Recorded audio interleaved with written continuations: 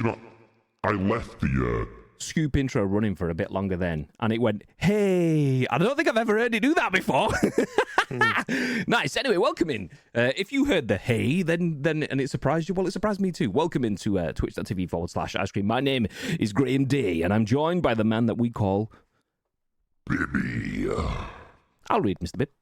Good morning, Graham. It's still the morning. It's still the morning. It is just-ish. It counts. It counts. As you can see on the screen, if you are watching this on Twitch or watching the YouTube video afterwards, not the Twitch VOD, because we're not allowed those anymore, because Twitch have just changed the storage capacity. Yeah, damn. It is Friday, the 21st of February 2025. We are bringing you The Scoop, the UK's #1 video game podcast, if we do say so ourselves. We're here to give you our thoughts and our impressions on the biggest, the best, and the breaking stories from the world of video games. And we want your thoughts and your impressions on our impressions. So if you are in the stream, please do feel free to get involved. And it's important that you do, because we may be live on twitch.tv/ice cream, where we go live each and every single Friday at 10 a.m. Ish. But yeah, it's important that you do get involved in the stream, because whilst this might be a live Twitch broadcast, we also turn it into a podcast, an on-demand video on YouTube, and an audio podcast on iTunes, Spotify, Google Play, and Amazon Music. All of those people get to watch and listen on demand, but they don't get to get involved in the conversation. So if you are watching on Twitch, make sure you drop in and say, I'm not going to do it. Bibby's, oh, hello. That's how he says it, by the way, in the chat. Do you know, we've not had one of them for a while. Give us one of them, baby. 3, 2, 1. Hello. There you go. Nice. Do that in the chat. There's an emote for it. If you don't want to scream it, you can just use the emote. Anyway, before we jump into the news, we have a few talking points. We did a loot drop just yesterday? Day before? Yes, some point this week. Yes, some point this week we did a loot drop. That's basically where subscribers to the channel get prizes, or one sub to be specific. Each and every month, the first Monday of the month, we draw the list of subscribers out of the back end of Twitch. Back end, giggity. So if you are a sub on the first Monday of the month, your name will be in that list. And then some point in the month, usually in the same week, but as with this month, it was a couple of weeks later, we do the loot drop. That is basically a random wheel. One name gets drawn out of that hat to bag a prize. This month, the prize was a copy of Kingdom Come Deliverance 2, which is a game that Bibby has streamed, which is a game that I have played still 3 minutes of, but I will get there. And it's actually smashing it. The game's just past 2 million copies sold, so we got a copy of that to give away. And ironically, despite being a game that we like, despite being a game that 99.9% of our community is open to, that 0.01% is 12ed. And guess who won the loot drop? Over 2 million copies sold. And he doesn't want it. Nah, honestly. So yeah, 12 won. And then we what would we do? Do we give him a hat in the end, or what? This is bullshit. Yeah. So I spoke to him and he wants a hat instead. So that's fine. Nice. Well, that means we have another copy of Kingdom Come Deliverance 2 to do bits with. So we'll sort that, mate. Yeah. So yeah, we're actually closing in on the next loot drop. So it's the first Monday of every month. It's not the Monday coming, it'll be the one after. So anyone that does want to drop a sub on the channel, whether you've got a couple of quid spare or whether you've got a Twitch Prime sub that you're not using, if you throw that down on the channel here, not only do you get the ad-free viewing and emotes, but you will be included in next month's loot drop too. You don't have to, you can watch for free, but just saying, you support us, we support you. That's how it works.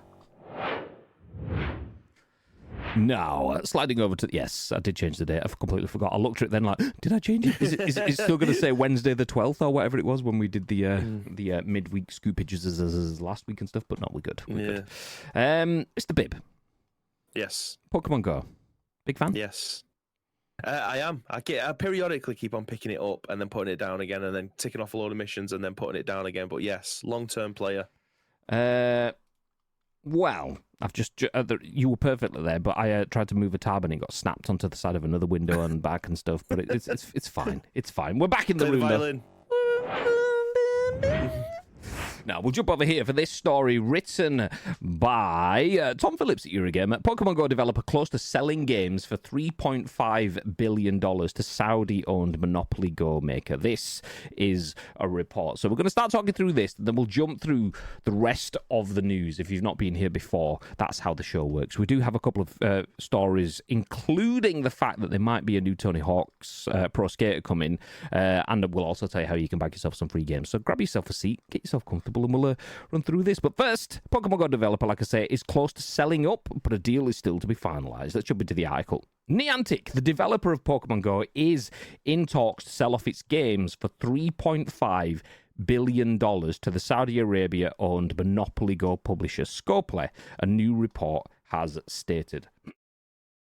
Bloomberg revealed the potential deal today, though stated the agreement was still yet to be finalised. Niantic and Scopely both declined to comment on the report. If the deal went through, ownership of Niantic's smash hit Pokemon Go would transfer to Scopely alongside the rest of the company's gaming portfolio. Currently, Niantic also runs Monster Hunter Now in collaboration with Capcom and Pikmin Bloom in collaboration with Nintendo. Niantic's first game, Ingress, is also still operational. I forgot about Ingress. That's what it's all based on. All are believed profitable, Pokemon Go still in particular, but Niantic has faced repeated layoffs in recent years as it struggled to replicate Pokemon Go's lightning-in-a-bottle success, and the company has always been, at its heart, a technology firm fascinated by AR and mixed reality technology. Scopely is best known as the company behind Monopoly Go, the biggest mobile hit of 2023 that continues to dominate App Store spending. Savvy Games Group, an arm of Saudi Arabia's controversial Public Investment Fund, or PIF, or PIF, we'll call it PIF if it comes up again. They take the PIF, mate. Nice. They snapped up Scopely for $4.9 billion in July 2023. Savvy Games Group has notable stakes in a raft of other companies, including EA, Take-Two, Embracer, and Nintendo, of which it currently owns 7.5%. Last month, Ubisoft declined to comment that it was also working on a deal with the PIF. The PIF, you have to pronounce it like that. This is the only way. Is an initiative designed as a way to diversify the country's revenues via investment in foreign companies. It's chaired by Prince Mohammed bin Salman, the controversial ruler blamed by the CIA for the assassination of Washington Post journalist Jamal Khashoggi, and who has upheld the country's notoriously poor human rights record. In April last year, Savvy's boss Brian Ward told Bloomberg that the company wanted to buy an unnamed, quote, genre-leading mobile game via Scopely as the tip of the spear for its mobile investment. Niantic and Savvy then publicly cozied up in August last year when the company signed a memorandum of understanding designed to expand Pokemon Go within the Middle East. Niantic declined to comment to Eurogamer this morning. I mean, still to be finalised, nothing set in stone, but it sounds like this has been set in stone for quite a while, or at least they've been laying the foundations of that. Pokemon Go developer Niantic is close to selling up, and that includes Pokemon Go as well as everything else that they work on, to a Saudi-owned PIF, who also owns Monopoly Go. What are your thoughts on that, Mr. Bibb? I'm actually going to throw this straight back to you, Graham, because obviously you played a hell of a lot more Pokemon Go than I have.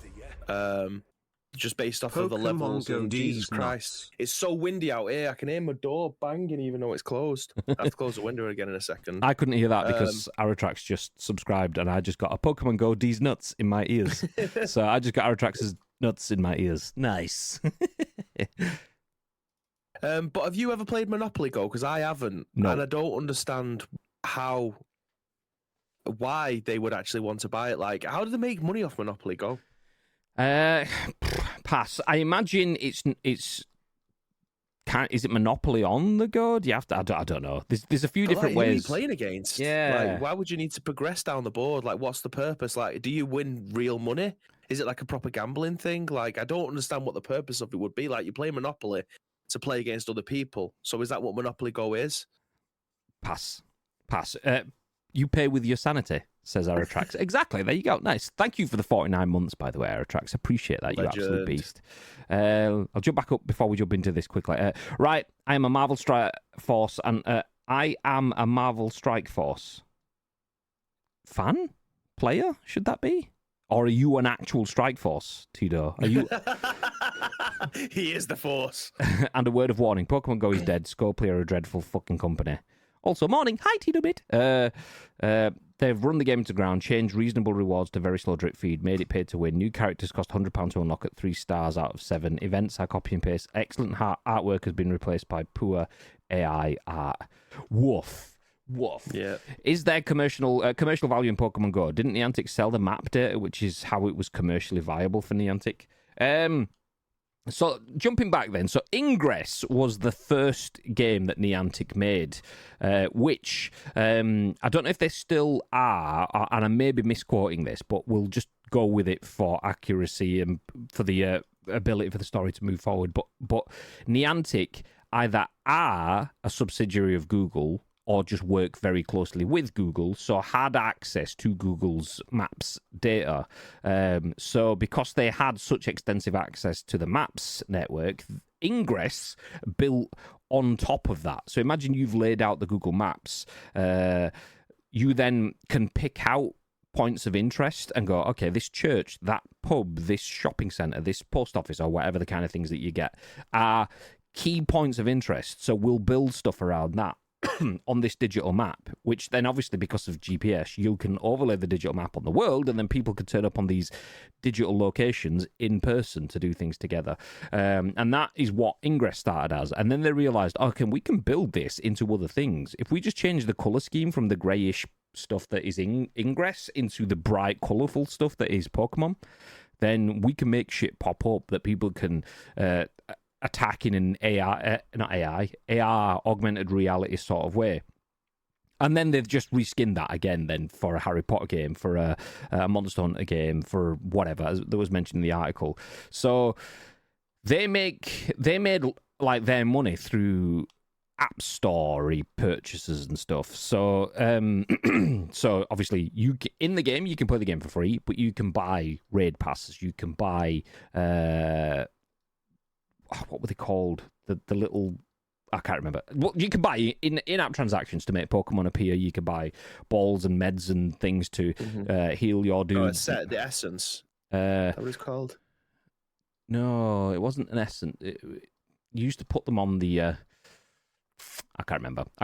It's not that important. But them things, you'd put something on a Pokestop and it'd make a shitload of Pokemons turn up. Or actually, maybe you might be thinking of the one that I wasn't thinking of, which is where you put something on you and then it makes Pokemon spawn around you.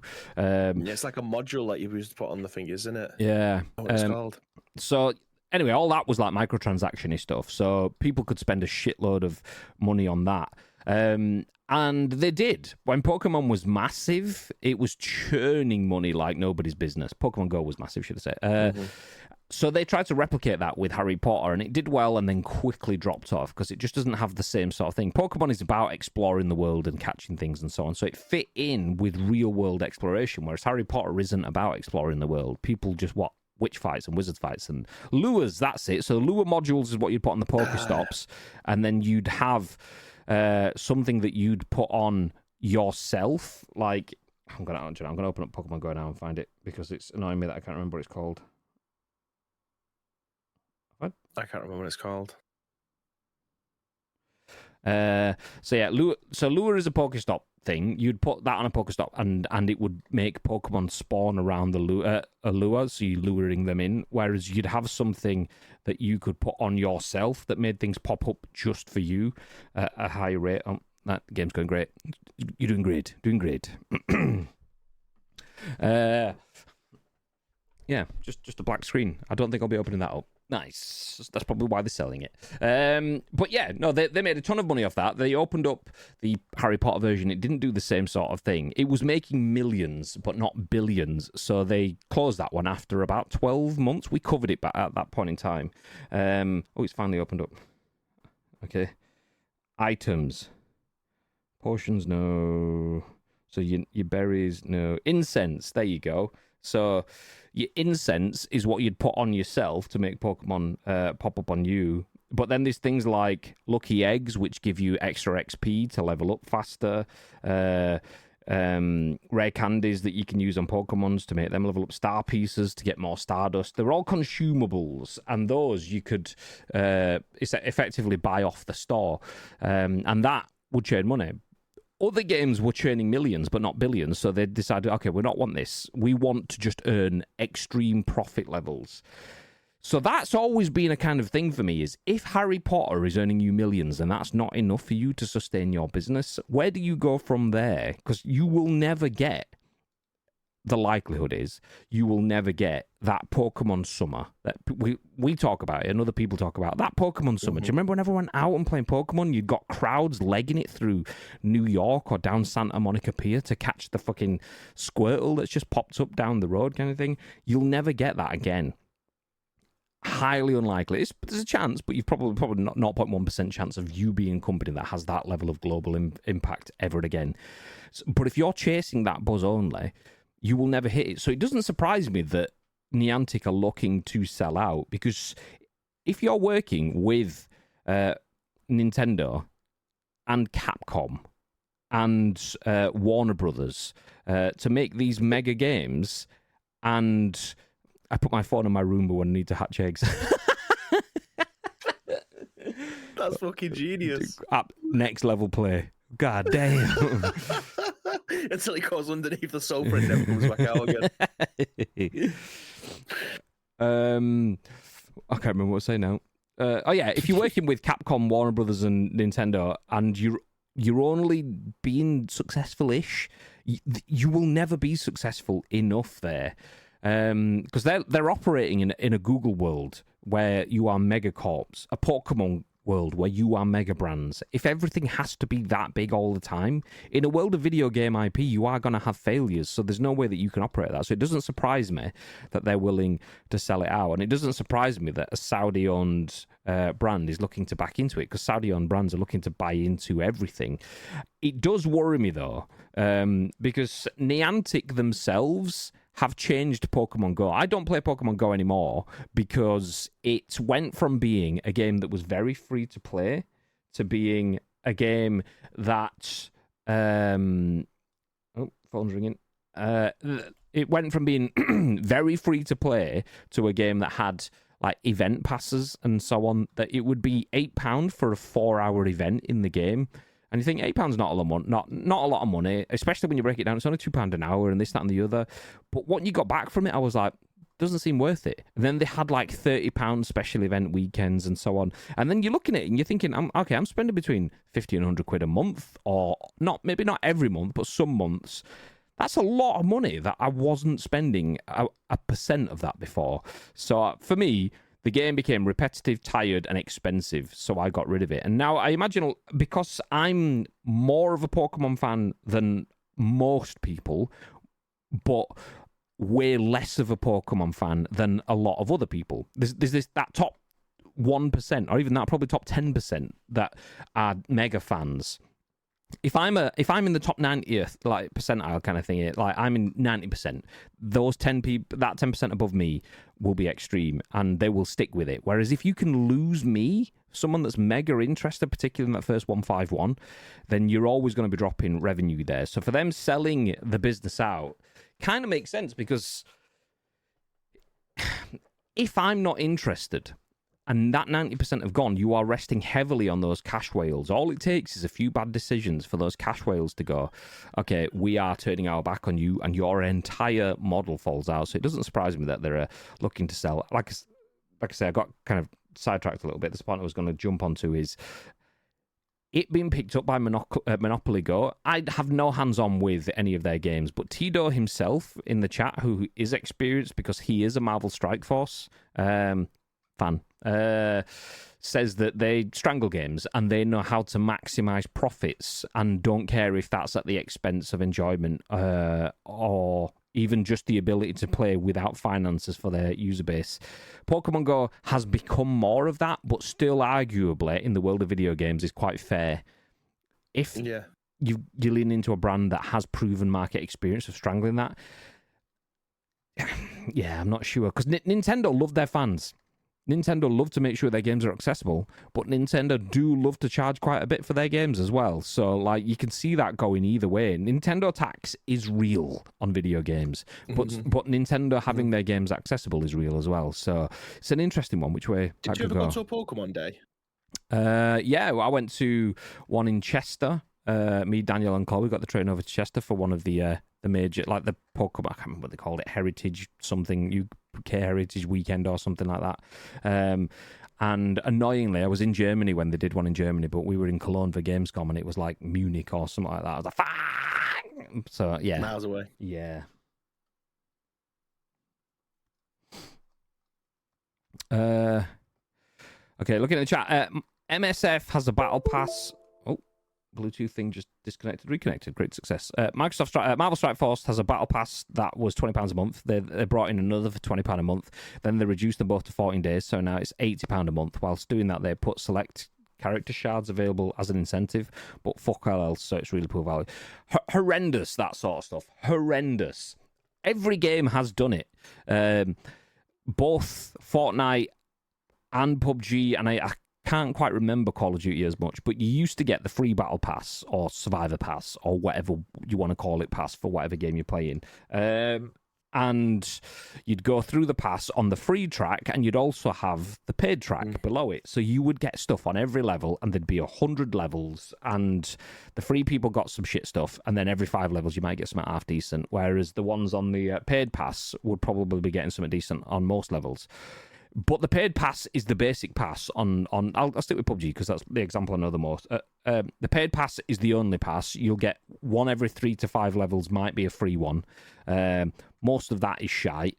But even on the paid pass, you used to get skins like every 5 levels or something. Whereas now it'll be like, ooh, contraband coupons, which is a loot crate effectively. You will get, some G-Coin, which is paid loot crates. And that's it. Oh, Crafter Pass, you've got these loot caches. Loot crate, and that's all it is. You can pay for different chances to win different things.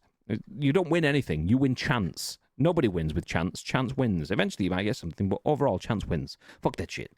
So yeah, it's shit, possibly. It could be good. I mean, there is a world where this Saudi developer goes, look, we want to change the way this game is interactive. We want to bring people back in. And they could reinvent it. I don't personally see that. They've got proven market record, as Tito's saying, of milking a game by increasing its price from £20 a month to £80 a month. So you're paying 4 times what you would have done previously. I can see them doing that with this because whilst 90%, if I'm that 90th percentile, anyone below me drops out because fuck this. Those cash whales, you might take that up to 95%, but those top 5%, there'll be some big spenders in there. And if you can increase their revenue by 4, you're probably multiplying what you're earning. You've seen it with the PUBGs and stuff like that. They know that they can charge you 1,700 quid for a fucking skin and to get it progressed all the way to the end kind of thing, and people have paid it, so why would we stop? Which is crap. Donk, how you doing, mate? At the end of the day, it was always going to be about the money, no matter how much they care about their family. Yeah, 100%. They came in saying exactly that and quickly started shafting the play. They all do. The thing is, there's a different narrative in video games where we talk about, like, someone like a Phil Spencer quite often will say something that sounds good for Xbox and then it's shit for the video games and stuff a bit later on. Like, we're definitely going to buy Call of Duty to not make it free just on Xbox and make it free everywhere or whatever, and then they might change it. But the flip side, he said, we're not putting our games on any other console.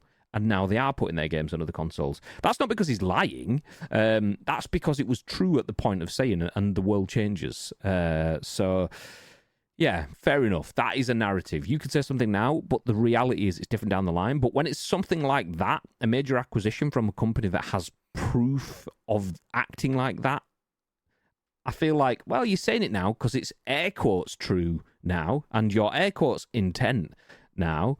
But we all know 6 months' time, actually, it's not quite as profitable as we expected. So, yeah, goddamn. So, yeah, sometimes, like with a Phil Spencer, you think, okay, well, it is what it is. Nintendo are trying to do what they're trying to do. Not Nintendo, Xbox are trying to do what they're trying to do. This one, we'll see. We'll see. Bungie made all their stuff free on Destiny 2, and now their player base grew massively and brought a big wave of new players. Says Aratrax. Tito says, biggest player was spending thousands a month. He owns the Tadano Japanese heavy machinery company. He fucked off very quickly. Bye. Have a great time. Yeah, but the thing is, though, like with stuff like Destiny 2 and free players, we've had it proven. Call of Duty, we talk about this regularly. Call of Duty was horrifically loot crater. And it was that early period where Fortnite said, do you know what? We have a duty of care, not just because a lot of our audience base is children, but because it's horrific. We have a duty of care to make sure that we do not rinse people, and we're going to get rid of loot crates and bring in stores and passes. And they released revenue stats. Maybe not specific pounds, it might have been vague percentage sort of increases and stuff, but in their first week of switching to a store where people could spend 8 quid on a skin, 15 quid on a skin or whatever, they increased their revenue massively compared to making people gamble, because people got that value, return on investment, and engaged with the brand. If you can keep them engaged, that's the difficulty though, is a lot of brands don't have the intelligence or awareness to keep their community engaged with new content, with new skins, because if you sell people on loot crates, you've got them into the addictive behavior, and you can keep selling on those gambling instincts. Whereas if they're buying on content, if your content's shit, they don't buy. So that's why a lot of brands go, we'll stick with the loot crates because we can keep robbing them. Whereas if it's content, we have to perform, and that's where it gets risky. We're in a world where brands and studios make sequels because they know they can rely on IPs. They don't bring out new titles because they don't want to gamble. So the same thing goes into that side of things. Why should we gamble on content when we can just make people gamble on gambling instead? So yeah, okay, that's easy to replicate. Speaking of that, I'm going to rejig the order. I did mention that we had a Tony Hawk story to jump into, but I'm going to move that one back down the list because this one ties nicely into where we got there. Yeah, man. Chris Scullion at VGC has this article that says it may cost nearly $90 to unlock all of Call of Duty Black Ops 6's TMNT content. A single character bundle will likely cost $19.99 of premium currency. So into the article, it may cost nearly $90 to unlock all of Call of Duty Black Ops 6's new Teenage Mutant Ninja Turtles content, with individual characters likely costing around $20 each. Season 2 Reloaded of Black Ops 6 launches today, including 2 new multiplayer maps, 6 new weapons, and various other features. Fans of the Teenage Mutant Ninja Turtles, however, will be most interested in the addition of a new collaboration which allows players to buy operator skins for each half-shelled hero so they can be controlled in-game. Mad Matter, thank you for the follow. It appears each turtle is being sold separately, however, meaning players who want to collect the full set of TMNT content for the game will likely have to spend more than the total cost of Black Ops 6 itself. Each hero is being sold in its own premium bundle, and while their prices have yet to be confirmed, PC Gamer points out that the standard pricing Activision has used for previous collaborations has been 2,400 COD points per premium bundle. As such, assuming this is the same, players who want all 4 turtles will need 9,600 COD points. On top of this, the premium TMNT event pass, which lets players unlock Master Splinter and numerous other TMNT items, costs a further 1,100 COD points, meaning a total of 10,700 COD points for all of the TMNT content. Assuming a player has no COD points, then the cheapest way to buy 10,700 is to buy a pack of 9,500 points, 1,100 points, and 200 points for a total price of $86.97. This isn't the first time a TMNT collaboration has left fans out of pocket. Street Fighter 6 got a TMNT crossover in 2023, which didn't include the turtles as playable fighters, but instead allowed players to buy the turtle costumes for their avatars. The price to buy all the TMNT content released for Street Fighter 6 came to a total of $99.98 in premium currency, 100 quid. So we're looking at 87 quid, whereas it was 100 quid in Street Fighter 6. What's interesting, which I do feel Mr. Scullion has kind of left out, whether intentionally or not here, is the turtles were also in Fortnite, and they were actually reasonably priced there. So that bit kind of leaves you to assume that they're always going to be about 100 quid. They were significantly less than that, so it can be done cheaper. But $90 to unlock all four skins, nice, and Splinter as well. So all of the Turtles, Splinter, and a season pass for $87, which is about 80 quid-ish, probably, maybe a touch under, for us in the UK. What are your thoughts on that, Mr. Bib? I mean, there's no other thoughts other than this. It is a rip-off. Like, we are COD UK partners, and I don't even know whether or not we've been given any keys for it. I haven't checked the COD Discord since this has been announced, but this is not good at all. £90 to be able to play as the TMNT plus Shredder. Madness. I find it absolutely horrific. Like, if it was 20 quid for the pass, 25 quid for the pass and the ability to unlock the foreskins and Shredder, then fair enough, because that's a prime top tier quality. You don't even get to look at the skin in game. Yeah, I mean, that's the case with all of them, right? Like, there is third person modes that you can look at them.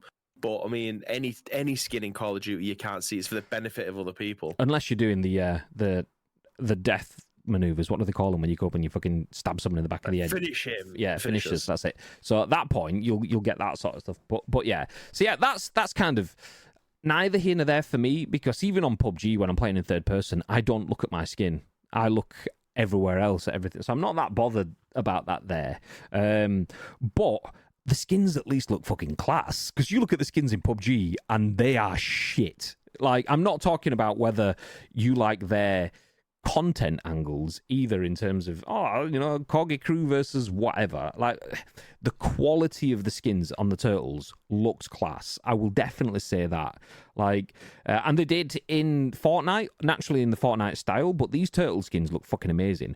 But I do not, as a Call of Duty UK partner, want to spend $90 on that. No chance. And we'll drop into a conversation there where people go, yeah, but if you think of how much time you'll get on it, or how expensive it is on other games or whatever, and I'm thinking, like, that level of rationalising it doesn't need to be there. That's weird for me. Like, don't rationalise it to that point. It doesn't need to cost that much.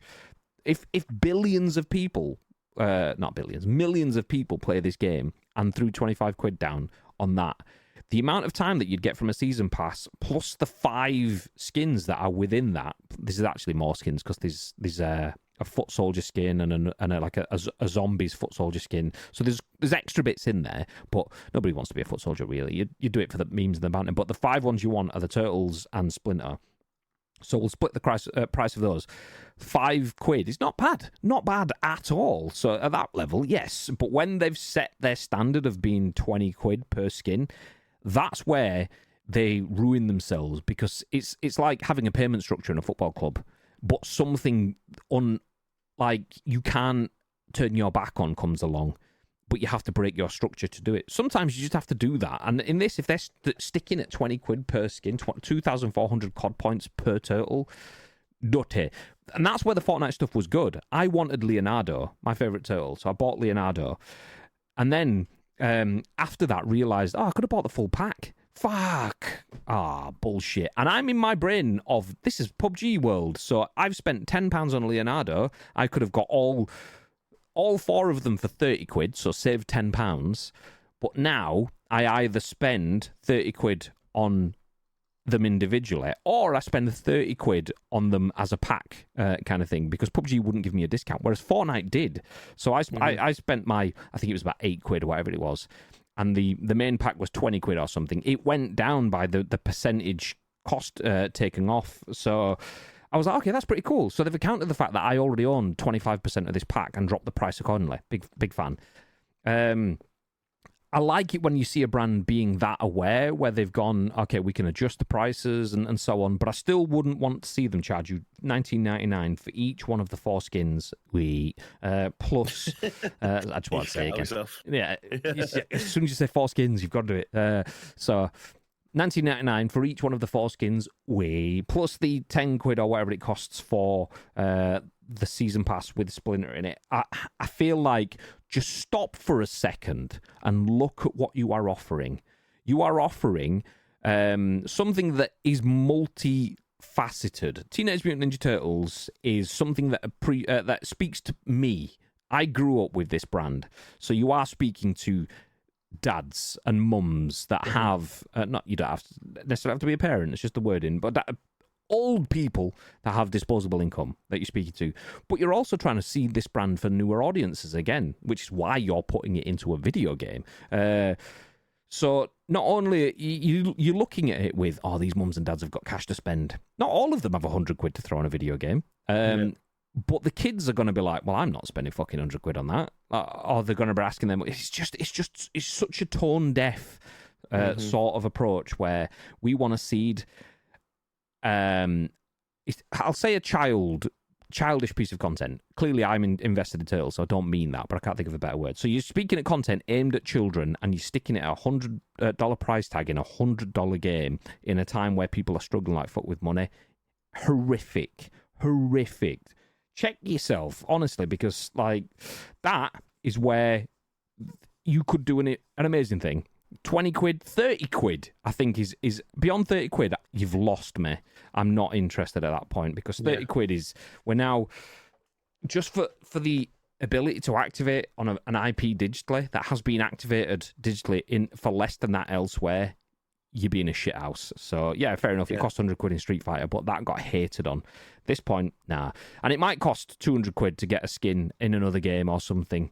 That's hated by their community. So you've got an opportunity here to stand up and set yourself as, look at this cool crossover that we've done to make people unite, jump in, come together. Like when there's a Mega Marvel series, the Fortnite user base pops. When there's the fucking Mandalorian bit or the Star Wars Christmas, it pops because it was free and it was cheap and it was accessible and we all could get it and we could celebrate together. That celebration is what these big skin sets should bring in, not division. And if you're putting 100 quid on it, you turn a celebration into something divisive like that. So it's not for me. You're marring it. Yeah. Did they really? Maybe time to hop back onto this. Is content still vaulted? Says Mike, talking about the Destiny 2 stuff. Good morning, Mike. Or good afternoon, Mike. Good morning for you, I imagine, right? You don't even get to look at this. I've done that. Do you ever feel like a cash cow being milked for money as a gamer? Yeah, especially in the genres that I play in. So multiplayer shooters, 100%. Live service games are cash cows. And have give away for free, aren't they? Yeah, exactly. But that's the silly thing is they have the ability to satisfy users with content and satisfy brands with endless revenue. But brands are never happy enough with all of the revenue in the world. They want more, just more. And that's what... There is a tipping point. There's all sorts of fucking stuff on it that you can read up online, but there's a tipping point where your profits and the user satisfaction, once you balance that, harmony, because the users keep playing, keep coming back, keep throwing down, you keep profiting. When you want a bit more, you can tip it a little bit more. You can tip it a little bit more, but eventually you'll tip it so far that you need to keep making this money, and the users just go, "Wow, fuck this shit." And PUBG passed that point for me a long time ago. It's why I keep saying I need to start experiencing new things. But then you look elsewhere, and Turtles are fucking 100 quid. So yes, milked very much. Chat's gone again. Valorant's most popular skin bundle will run you over $130 with all skin upgrades, which is insane. Mental. I remember, there was an article where I think it was a Valorant skin set came in at about 70, 80 quid, and people were fuming and kicking off about it. And I'm thinking, you guys have got to look at it. Genuinely, if to get a PUBG skin set, I was asking Nacho this current season. I was like, in your mind, what do you think is a realistic figure for you to buy the pass, to play through the game, and to unlock all of the stuff? And he was like, realistic, you could probably do it in about 500 quid. And he said that's realistic, but that's not. You will do it in 500 quid because you are relying on loot crates going in your favour. It's very possible that could hit 1,000. 1,500 quid or whatever, because the only way to do certain things relies on loot crates and packing shit and so on, as well as grinding the game with your time for a month or so, which is horrific. So suddenly 130 quid doesn't look too bad. If you're looking at a minimum of 500 quid, if luck goes your way. Oof. Pretty wild that many of these skins are more expensive than the game itself. See, I don't mind that too much in terms of if there is something content-wise that costs more than the game, that's fine. Like Tarkov did... is Sheep still here? He'll be able to say what it is. Tarkov did a special edition of the game that was like... I'll call it a Founders Edition. It wasn't called that. Yeah. And it was like 130 or 130, well, something like that. And it was like, you'll get access to all future DLC, this, that, and the other. And then they kind of shit on the people that like bought that by adding a mega update, and they were going, "Oh, this is an update, not a DLC, so you don't get this bit for free. You have to pay for this." So, like, if it was more expensive than that, I'm sure it was like 300 quid. Is that what it was? I'm sure it was well expensive. Like 120 quid, right, for a game that you might end up playing all of the time, that you know that you're never going to have to buy an expansion for. World of Warcraft players would lap that up, and so would anyone who plays MMO games. They would lap that up if that was the case. But I'm sure it was like a stupid amount of money for the game that it is. And then, yeah, go on. I'll cut you up there. Yeah, no, it makes sense. It was a good jumping in point. Yeah, so if it's one of those value perceptions, a lot of people don't like any form of in-game transaction. The way we've often spoken about it is how much does it cost you to go to the cinema? Like video game prices. Someone's saying 70 quid for a video game that I'm going to play 8 hours a day, 5 days a week for the next 9 months. So hundreds, if not thousands of hours, because I'm not quick maths in that. But what, for £70? And it's like, yeah, but you'll go to the cinema. By the time you bought yourself some Coke, some popcorn, your tickets, and your car parking and stuff, you're 110 quid in there probably these fucking days. So, yeah, it makes sense. But then that's rationalising it in one way. But then to do that every other month with just IP and digital crossover, nah, your profit margin doesn't need to be the same level on everything. You earn a chunk on your launch and then bring it back with your DLCs or whatever. Or you earn a little bit at launch and you earn profit on the DLCs or whatever. You can't just fucking maximise 90% profit on every single bit all the way through and go, well, you know, another game did more, so it's fine. Unfortunately, this is the normie game these days. NHL 25 had a $130 pack on Ultimate Team this year. You got guaranteed Team of the Player in that. Sick. No Bebop or Rocksteady. I know. God damn it. Pro, I'm lucky that I've never cared about customization / cosmetics in a game. Con, I love to collect everything I can in games I love. Same. So my menu system in PUBG is slow and clunky as fuck because I keep everything that I don't need to get rid of. Even down to like duplicate skins, I only ever get rid of that when I need to craft certain other stuff. So I just let it build. And I want every skin for everything, everywhere. So when they release things that are extremely paywalled or extremely restricted in terms of the content, where here's 3 different tracks, you get 1. It's like, I want all 3. So yeah, not a fan when it's more so when it's behind paywalls. So United versus Cydad, nice. Aimed at the inner child as well, exactly. Things are still vaulted, yes, but the new episodes and content is actually very fun, and the season passes are now free. Nice. No problem. Thanks for the response. I was a D1 hardcore, did everything every week, but D2 didn't quite hook me. Most of my PUBG / Destiny fans moved back to Division 2 a few years ago. I've no life Destiny since Destiny 1 launched, and it's had its ups and downs, but it's still very much into it. A lot of people... we've lost Bib. Bye, Bib. Yeah, I've just put on no signal. I just nip into the toilet. I didn't want to cut you up while you was talking. I did see you kind of like moving left to right and stuff and looking around like you did need a toilet break, so it doesn't surprise me. Give me a sec.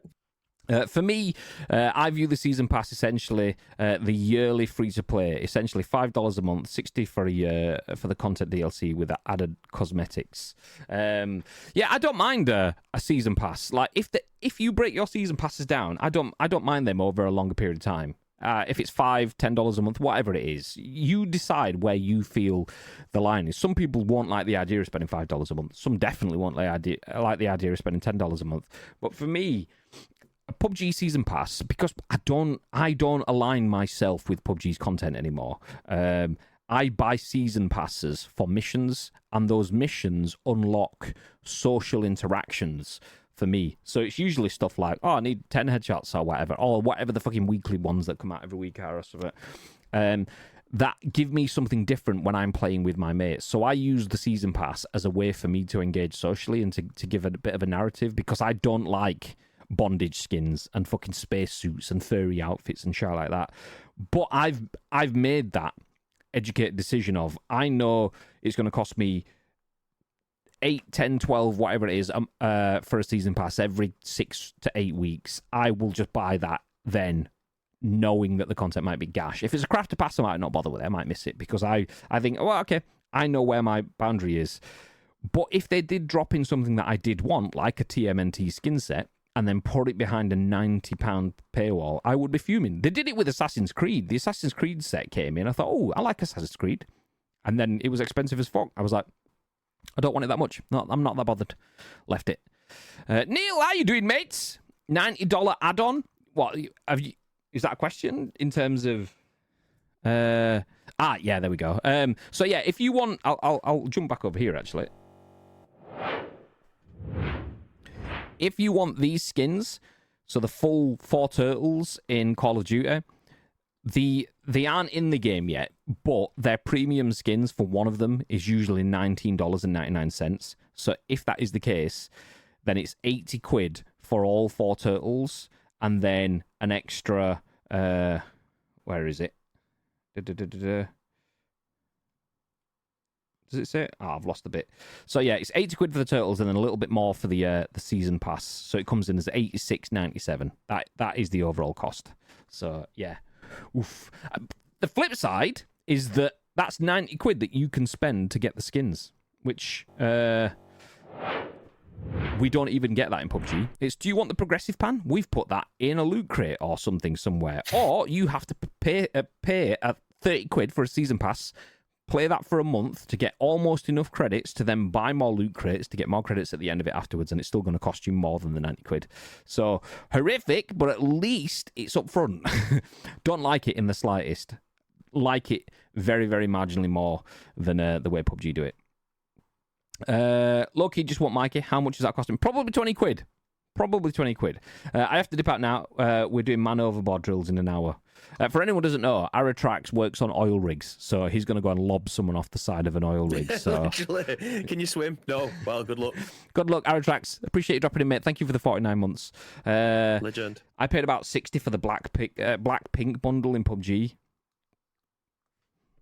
Someone ban Susky, please. Thank you, mate. Thank you, mate. Thank you, mate. Thank you, mate.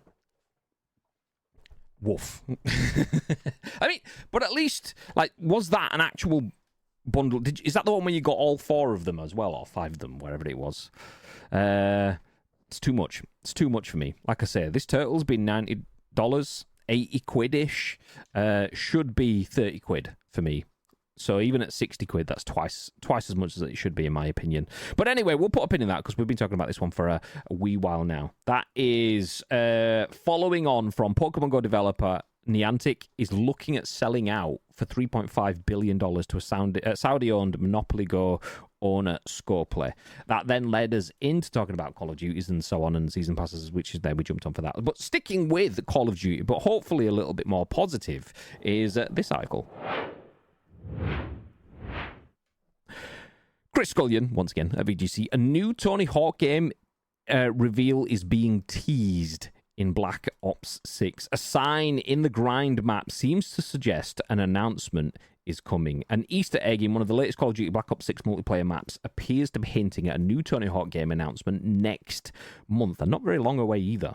So Season 2 Reloaded of Black Ops 6 launched today, adding 2 multiplayer maps along with content including Teenage Mutant Ninja Turtles. One of the newly added maps is Grind. Let me get rid of this bit. A returning multiplayer map that previously featured in Black Ops 2 and Black Ops 4. The map is set in a skate park in Venice, California. Players have spotted that inside a skate shop located in the map, there's a poster on the wall reading 030425. Inside a logo that looks similar to those of the Tony Hawk's Pro Skater series. It appears then that the poster is suggesting a new announcement related to the Tony Hawk series of games will be coming on March the 4th.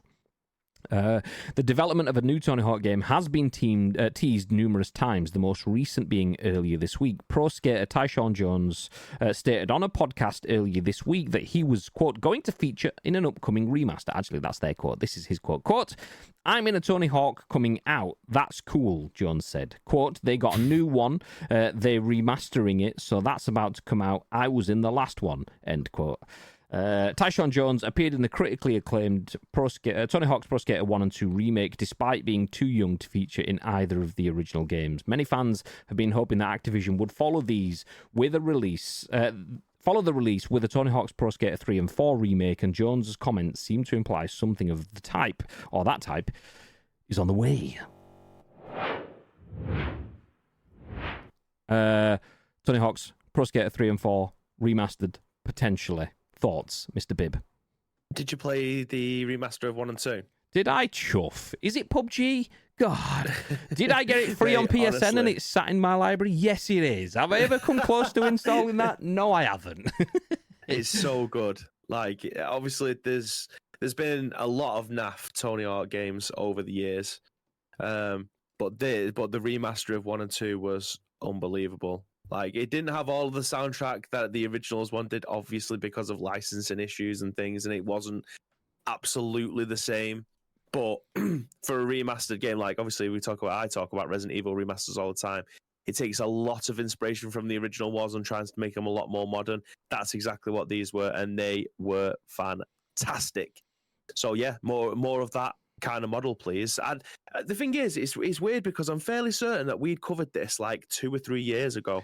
That's how long. I was going to write in the Discord. I don't know whether I actually did. Sorry to that you off. For anyone that wasn't aware, I posted the link to this story in the Discord last night, and Chap has jumped in saying he was excited about it. And I said that, like, here's the link to the article. It mentions, and I started because I only glanced at this article last night. The Tyshawn Jones bit I thought was from 2 years ago, where someone on a podcast let slip that they were going to be in the next Tony Hawk like thing that they're working on. And then I read this again, and it said earlier this week, and I'm thinking, okay, so nobody remembers that because me and Bibby covered it on the scoop. So yeah, you're right. Sorry to cut you back to you, but yeah, you are. Yeah. It's I thought that they had to try and rush out the remastered 1 and 2 because the license for Tony Hawk was coming to an end with Activision.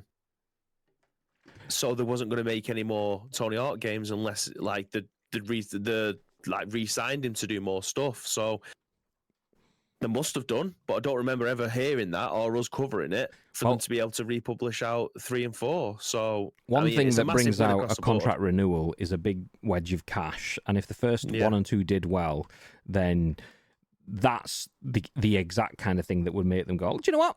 Should we sign a new contract for 3 and 4? Yeah, nice. And from all intents and purposes, Tony Hawk Pro Skater 1 and 2, it came out as like a 40 quid game, right, rather than a 70 quid game. Or am I wrong on that one? I think it was budget friendly is the way that we'll put it, because I can't necessarily remember the price, but I think you're in the right ballpark there.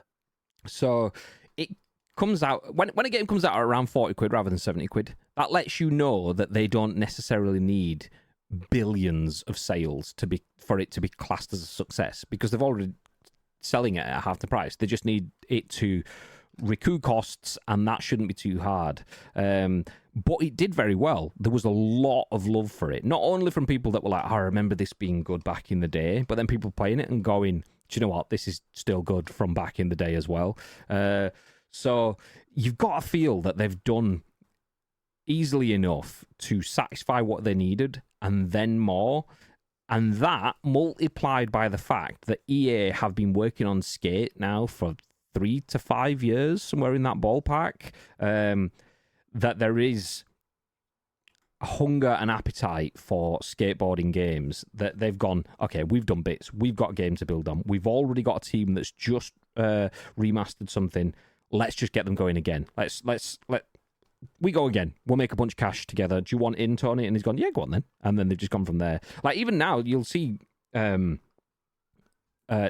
and Reels where Tony Hawk's going, yeah, I was doing well, but all of the tournaments and all of the things that I ever did in the world never changed my life as much as being in a video game. Tony Hawk's Pro Skater changed the trajectory of my career. So you'd definitely try catch that lightning in a bottle again if they give the opportunity. They've got skins to sell. They have! Yes! Get the fucking turtle skins in the game for only 90 quid. Jobs are good. Un. Nice turtle skateboard, ride around on a shell. Jobs are good. Un. Easy. Okay, we'll put a pin in that one because we did spend quite a long time on the last couple of stories. But Tony Hawk's Pro Skater 3 and 4 remaster is the rumor. It could be a brand new Tony Hawk game. Nobody knows. But all we do know is that there is some sort of Easter egg that hints at a reveal coming on the 4th of March. So just over a couple of weeks. Just under a couple of weeks, actually. So a week and a half. Tuesday and a week. Nice. Okay. Don't know why I said like that. Butchered it, but we'll go with it. We'll pretend that's how we all talk. Tuesday and a week. Yeah, nice. Yeah. Okay, next bit. Epic Games sues Fortnite cheater, takes back winnings, and then forces them to post a humiliating public apology video as a stark warning to others. God damn! Stop! He's already dead!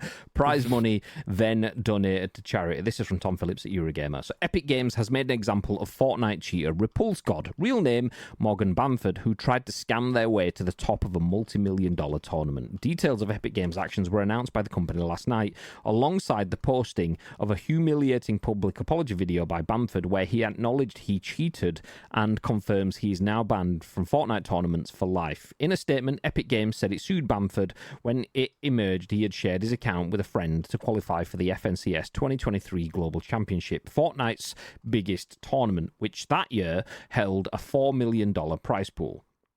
We took legal action against the player who shared their account to unfairly qualify for the FNCS, Epic Games wrote in a message posted to its Fortnite competitive social media account. Now they're banned from Fortnite tournaments forever, and their undeserved prize money was donated to charity. Exactly how much Bamford lost is unclear, though in the qualifying legs for the tournament, it's likely he earned thousands of dollars. Bamford's public apology video, now public on his YouTube channel, reveals he had to pay a I'm going to play this again. I played this earlier to make sure it would work. It's when they say humiliating, I must admit I did expect more because it is just a black text on white screen video, but it solidifies it, so I'll leave that playing whilst I read the rest of it. So Bamford's public apology video, now public on his YouTube channel, reveals he had to pay a monetary settlement which included the money I received but did not win fairly, which Epic will donate to charity.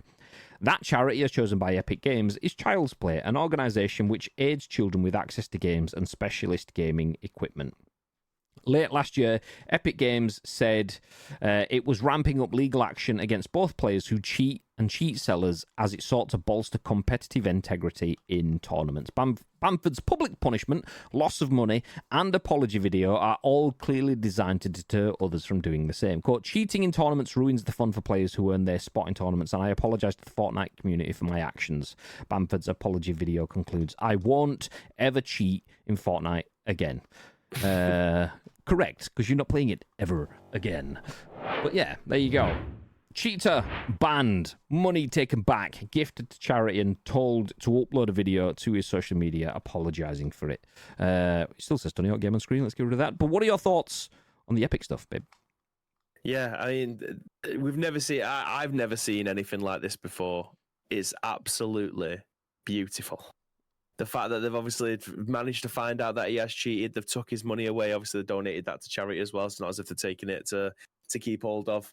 Not as if he won it fair and square or anything, but someone's benefited out of it somewhere down the line. It's nice that it's a children's charity, but the fact that there is had to put out an apology on YouTube was part of the settlement is totally fantastic. I'm guessing there would have been repercussions, so it would have been like, this is what we're offering you. We ban you for life, and you have to put out a YouTube apology, or we go to small claims court and we sue you for, I don't know, defamation or whatever it is that they want to get him under some form of esports umbrella. But yeah, he's obviously had to take this and actually do it. So fantastic. Love to see it.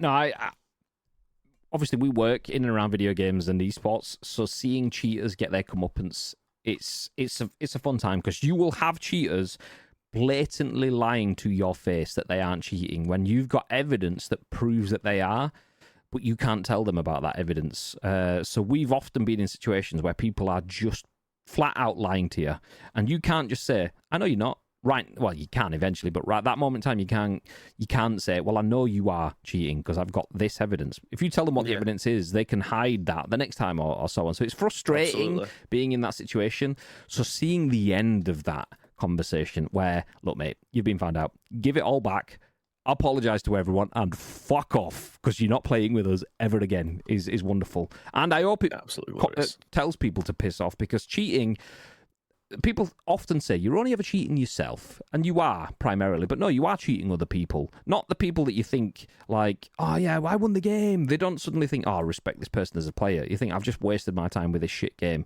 So you're cheating developers, you're cheating other people out of their time and all the rest. And if you're happy enough and weird enough to do that, then you deserve to be publicly humiliated like this. So yes, please, more of the same. Okay, we'll jump over to our final two pieces. This is, obviously, it's Friday. Anyone that does watch the show will be aware that we do Free Game Friday, ! FF in the chat for anyone that wants a little bit of that. But we tell you what you can get for free right now. Starting with this article from Lauren Morton over at PC Gamer, which is the one that we usually cover every week. Free Game Friday! Thank you, Tito.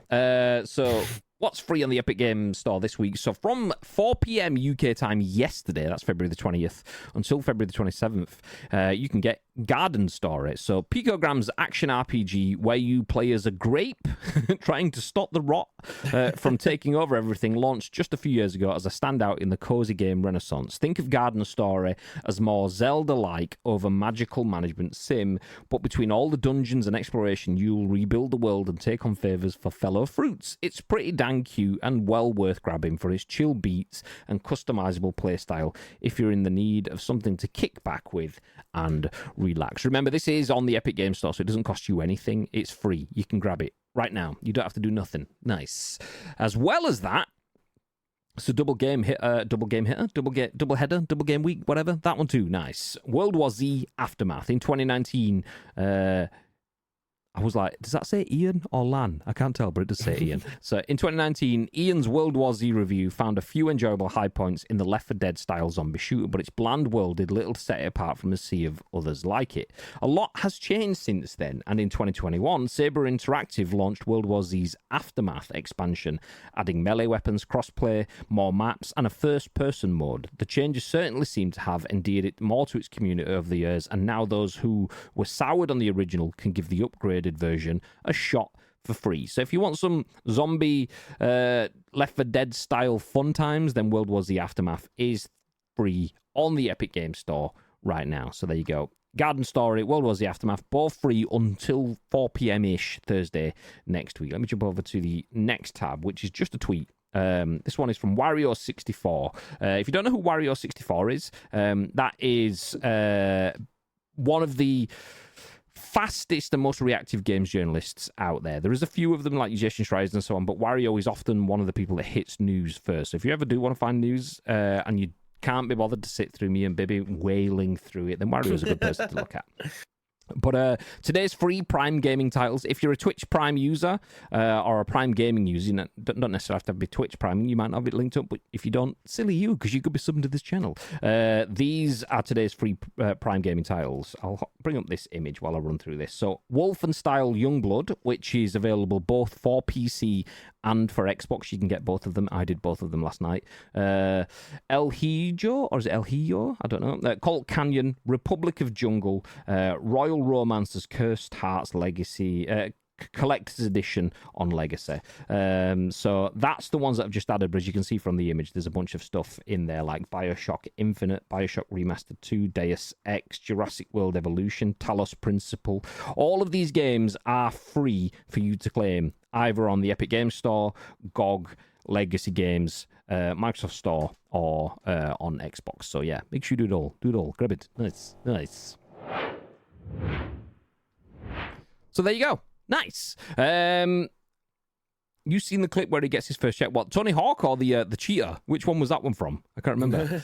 Tony Hawk's Boarding Battle Royale. Imagine. Don't give them ideas. There you go. JMK with a free games link. World War Z is a great game. Well, have you tried Aftermath? Did you enjoy it? We streamed it a couple of times. Yeah. Did we get like launch day stuff, or was that A different one. Probably. But I think I only streamed it like 4 or 5 months ago for like 2 weeks. So there you go. World War Bib. Nice. I'd rather see this kind of punishment with some using walls or aimbot. Feel like the account sharing isn't really that bad in that regard. When it comes to there's money on the line. Yeah, when it comes to like tournaments and stuff, I feel like any form of cheating should be slapped. But I definitely feel like wall and radar and stuff like that. Slap. Yeah, completed it start to finish. Awesome. The tech is really good as well. The studio made the new Warhammer 40k game. Saber, yeah. Good peoples. Good peoples. Speaking of good peoples, that's it from us. Good peoples. We will see you soon. We are going to wrap things up. We're going to drop a raid on one of our friends, so please do feel free to stick around. But before we do, a little bit of a recap. So we started out talking about Pokemon Go developer Niantic is potentially selling its business to a Saudi-owned conglomerate, the PIF, for $3.5 billion. Almost $3.5 billion, but not quite. That's how much it will cost you to buy Call of Duty's Teenage Mutant Ninja Turtle skins. No, not. It's 20 quid each. How many of them? But there's 4 skins and a pass, which gives you 4 skins in that as well, probably. Maybe. I don't know. A bunch of skins. But it'll cost you $90 roughly for all of that, which is a chunk of cash. Tony Hawk could potentially have a new game inbound as it kickflips its way into the... No, okay, I was just trying to get some kickflip McTwist references in there, but we'll leave it. Yeah, Black Ops 6 has a trailer for a new Tony Hawk, potentially coming on the 4th of March for a reveal. Epic Games bans a cheater and humiliates him. Lol, get in the bin, mate. There's 3 games, including Garden Story, World War Z, Aftermath, and Wolfenstein Youngblood on different forces out there. Forces? Stores. Forces. Nice. It's because it said foreskins in the past in the chat. I nearly said forces when I meant to say stores, but nice. Easily done. Mike just sticking his foreskin in my mouth then, honestly. Unwanted foreskin in the mouth. But anyway, that's enough of that. Okay, we are going to wrap things up. Please do stick around for the raid as we go and see one of our friends. We will be back tonight with some PGA. Mr. Golf Success himself. Speaking of which, has everyone seen Bibby's video that's been doing bits? No, I mean, there's a few, but one of them in particular that's been doing bits where he's playing PGA 2K25 for the first time, and he's definitely not got it on, put it on Pro and not on Perfect Swing. Yeah. We're not going to talk about it, Graham. You can view the video, like the links in the chat. Go over to Insta. It's on there. It's on TikTok as well, and I assume YouTube Shorts, but I'm not 100% on that one. But you can go and watch it as well. It's all on there. It's everywhere. Mr. Golf Success. Maybe not streaming then. Whoa.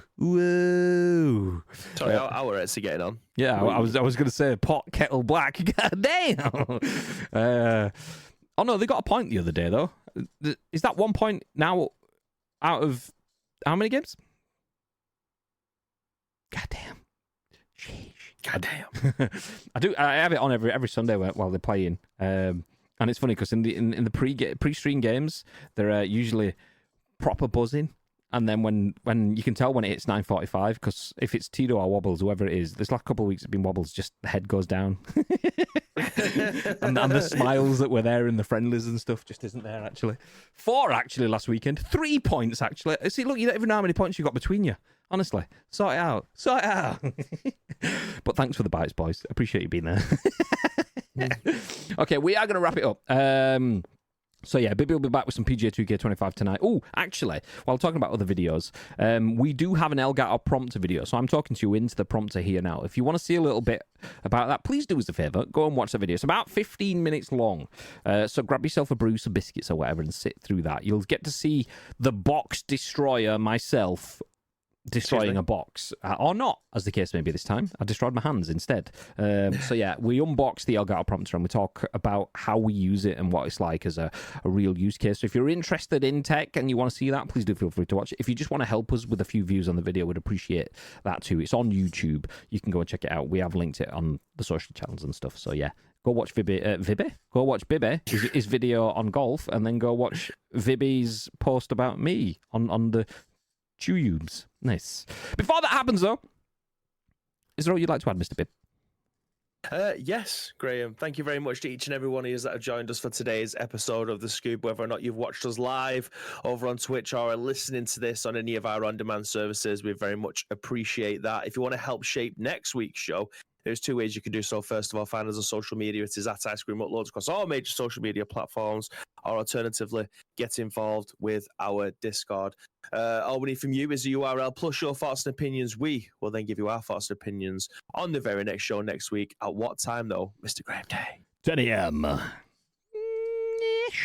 Ish. Yeah, 10 a.m. on a Friday is the scoop time ish. We weren't far off that this week, but you know, it is what it is. Get following on Twitch, you get notified. That way you know. Or just follow us on the other social media platforms, you get notified there. As mentioned, do stick around. We're going to drop a raid on our friends. We'll be back tonight with some PGA, and tomorrow with potentially a double header as well. PUBG and another stream in the evening. So there could be 3 streams this weekend, not including this goodness. one. God damn. Spoil. Okay, stick around for the raid. We will see you next time. Until then, stay frosty. Stay frozen.